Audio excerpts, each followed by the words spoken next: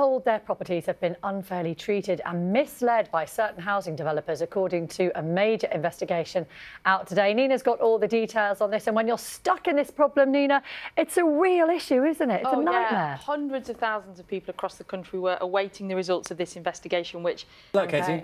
Thank you very much. Our time now is 7:51. It's been 7 tricky years in the making, but this weekend, Inter Miami, it's a football team co-owned by David Beckham, will take to the pitch for the very first time. And he sat down with our sports correspondent Natalie Perks to explain that although the journey to owning a club has been a long and difficult one, he's very glad he didn't give up.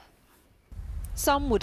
Wet February evening. It's a whole different sport, basically, isn't it? Entirely different sport. Yeah. Fair play to him. And I'm just trying Speaking to find... of sport... Yeah, I'm just trying to find the picture in the mirror. Well, you talk and I'll find it. So you'll be aware probably by now that Louise is well, she has finished now her Sport Relief Challenge in Namibia, which is quite an extraordinary achievement over sand dunes, across sand dunes, in the most arduous of conditions. She's relentlessly optimistic. That is what you need. She's the kind of person who wants a trip like that. We're going to catch up with her in about, 40 minutes' time, something like that. So we'll speak to her then, see how they are. Well done to her. Now it's all done. Yeah. Time now to get the news, travel and weather where you are.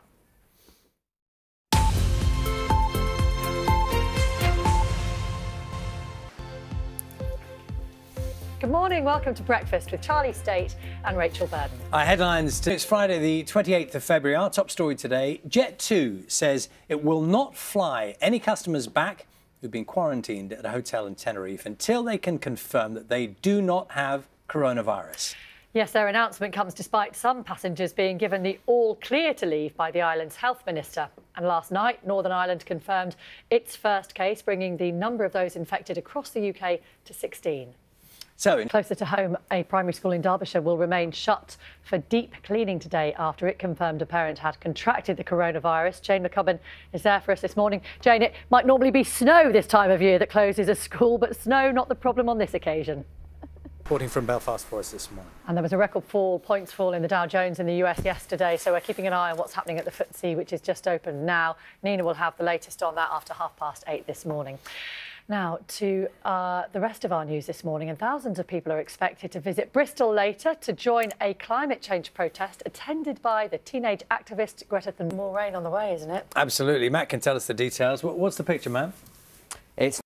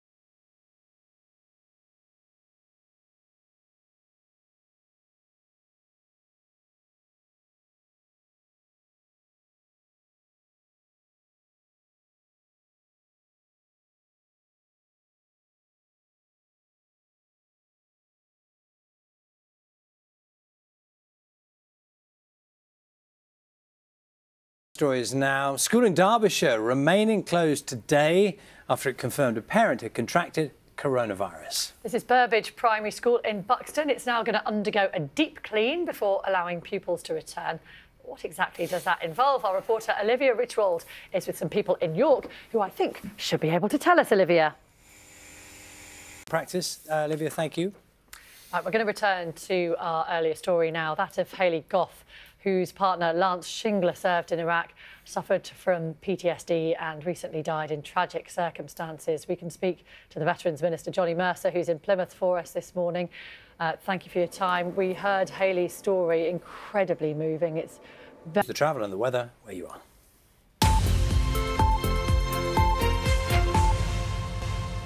Charlie State and Rachel Burden.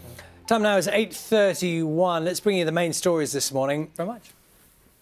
Right, residents of East Yorkshire have been moved out of their homes because of rising floodwaters. More than 6 It's been 6 weeks since the eruption of the Taal volcano in the Philippines, and the people who live near it have been allowed to return home. Now, for many of them, Those homes are now buried under tons of volcanic ash. Our Philippines correspondent Howard Johnson sent this report, which is quite distressing when you see what